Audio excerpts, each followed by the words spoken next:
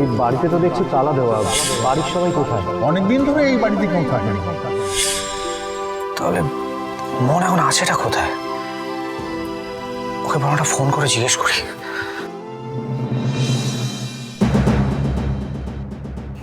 না না সমেত, ওকে ফোন করাটা উচিত হবে না। কিন্তু ওর সাথে যোগাযোগ করার কথাটা আমার মাথায় বারবার আসছে কেন? মোহনার দাদা মিলে আমাদের জীবনটাকে পুরো হেল করে দিয়েছিল, আমাদের সব শান্তি কেড়ে নিয়েছিল। ওরকম একটা মেয়ের জন্য আমার কোনো রকম ফিলিংস আসা উচিত নয়। নো ওয়ে, একদমই না, একদমই না।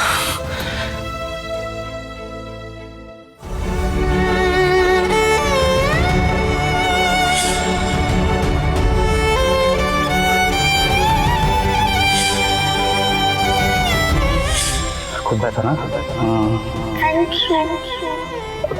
আসলে আমি বুঝতে পারছি তোমার না খুব চাপ যাচ্ছে, তাই না? তুমি আমার মাথায় বন্দুক ঠেকিয়ে জোর করে বিয়েটা করেছিলে তোমার নিজের স্বার্থের জন্য। তোমার একমাত্র উদ্দেশ্য ছিল আমার ফ্যামিলির উপর রিভেঞ্জ দেওয়া। একটা রিভেঞ্জফুল মেয়ে ভালোবাসা ডিজার্ভ করে না।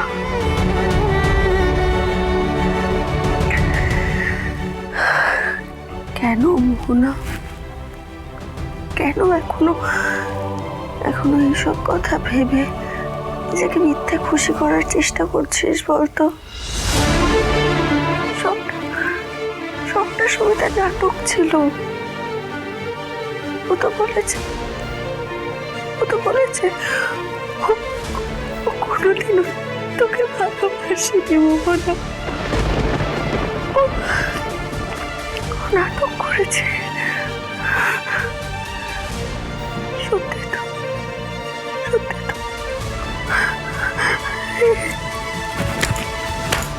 তোর মতো মিথ্যেবাদী ঠান্ডা মাথার ক্রিমিনালকে কে ভালোবাসবে বলতো? কেউ ভালোবাসবে না, কোনোদিনও ভালোবাসবে না।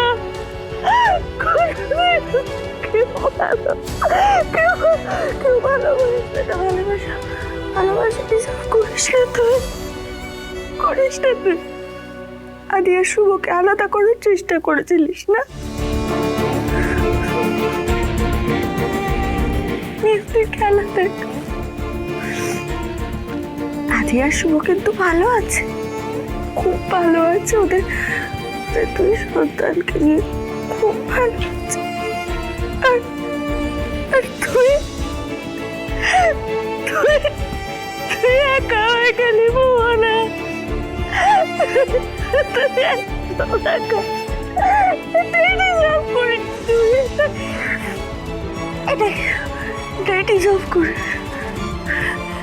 সব দেখা করবি, একা বাঁচবি, একা থাকবি, একদম একা।